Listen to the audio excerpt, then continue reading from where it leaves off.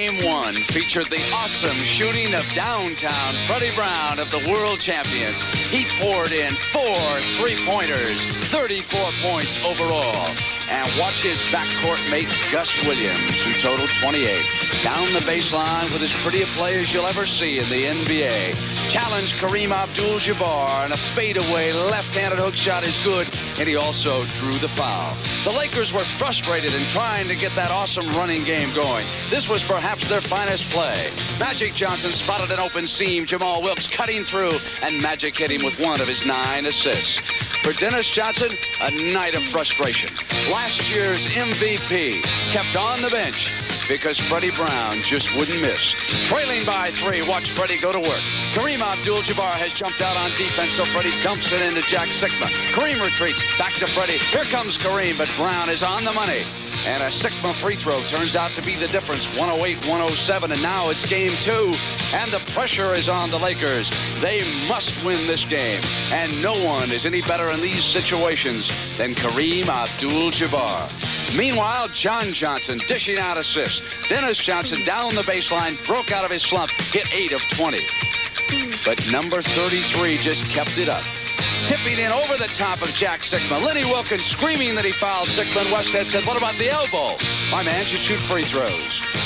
Kareem triggering the fast break here to Nixon, back to Magic, and the floor was starting to open up for the Lakers. Meanwhile, the Sonics dug in late in the second half, started double-teaming Kareem, completely frustrated, thought he was fouled, and Magic pulled down the offensive rebound and hit the field goal. How about Freddie Brown, the star of Game 1? His point total cut from 34 to 14 as Kareem and Cooper stuck all over him in a double-team situation. And in the end, it was the big fella saying, turn out the lights, the party's over. 14 of 28 from the field, a total of 31, and L.A. had evened the series. Now the scene shifts to the Northwest. It's Seattle and Los Angeles. Game 3 of the Western Conference Final coming up on CBS.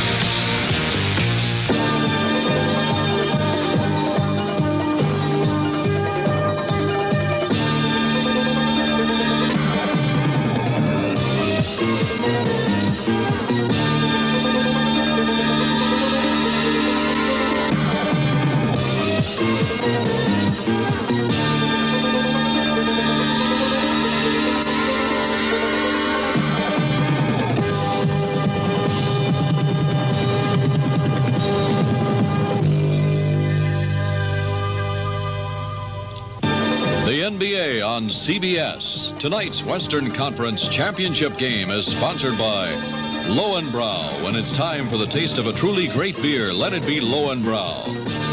Rust-Oleum for rust-fighting products that let you do it fast and make it last. And by your local Big A Auto Parts store. Big A Auto Parts, the hard-working auto parts store.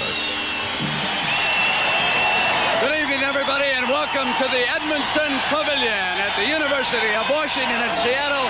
It is Game 3, the Lakers and the Supersonics. Hello, everybody. I'm Brent Musburger, and welcome to what should be a dandy showdown in the Western Conference Final. You know, ordinarily, we'd be at the Kingdome. 40,000 folks, but they got a baseball game in there, so we're at the University of Washington, maybe only 9,000 here tonight. But the Lakers will have one thing going for them.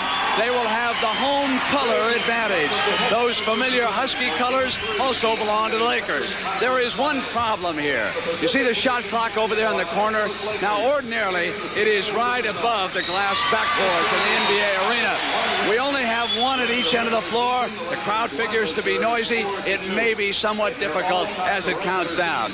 The Lakers said, we don't want to be snookered, though, coming into a new court. So they ordered for a measurement.